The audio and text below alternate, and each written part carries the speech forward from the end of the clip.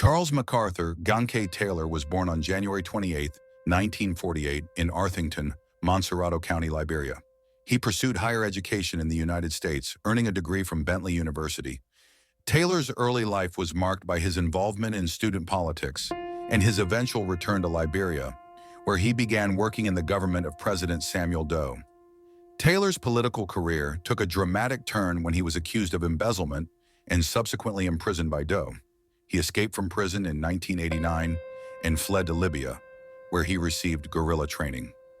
Later that year, Taylor returned to Liberia, leading the National Patriotic Front of Liberia, NPFL, in a rebellion against Doe's government. This insurgency marked the beginning of the First Liberian Civil War, a conflict characterized by extreme violence and human rights abuses.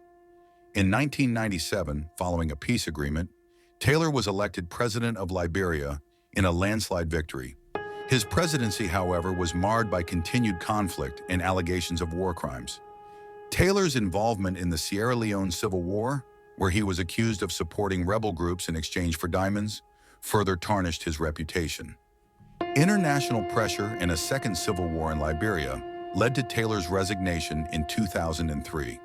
He sought asylum in Nigeria but was eventually extradited to face charges of war crimes and crimes against humanity. In 2012, Taylor was convicted by the Special Court for Sierra Leone and sentenced to 50 years in prison. Charles Taylor's legacy is a complex one. He is remembered as a warlord whose actions brought immense suffering to Liberia and Sierra Leone.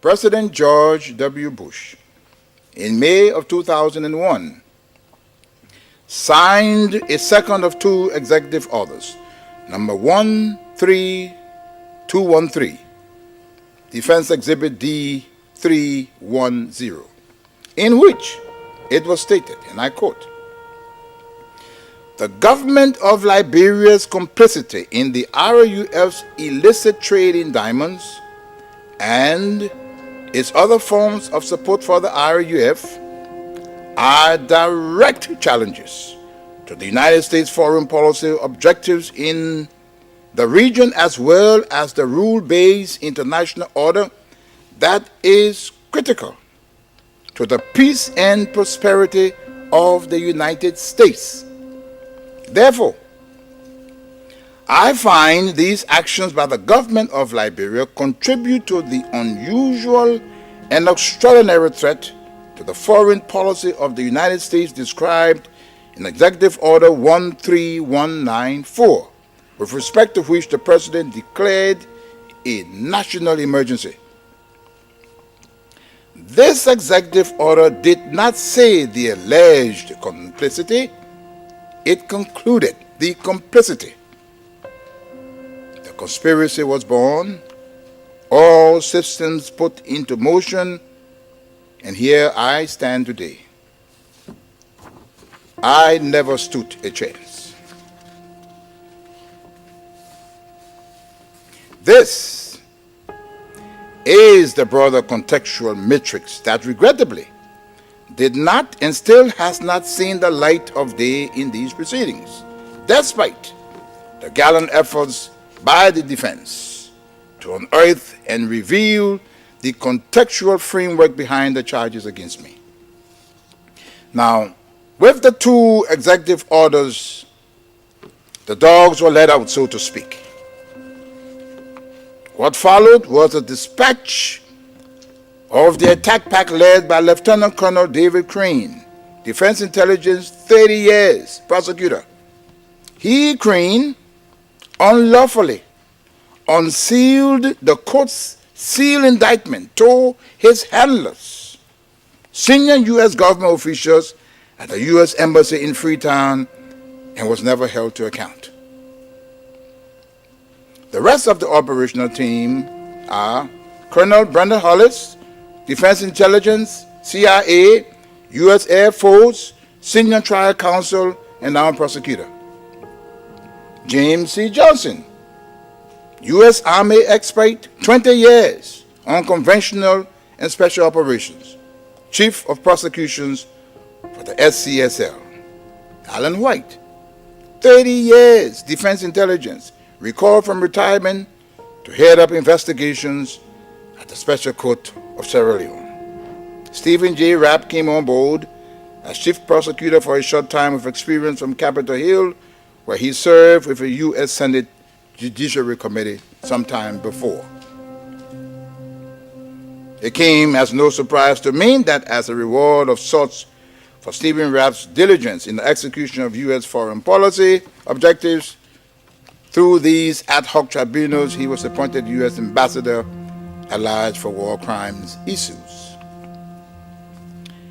In support of the contextual framework of politics, on February 8, 2006, Lieutenant Colonel David Crane, prosecutor, appeared before a U.S. Congress Subcommittee on Africa, Defense Exhibit D-404, and spelled out in clear terms the decision taken in support of regime change in Liberia and what needed to happen to solidify that process.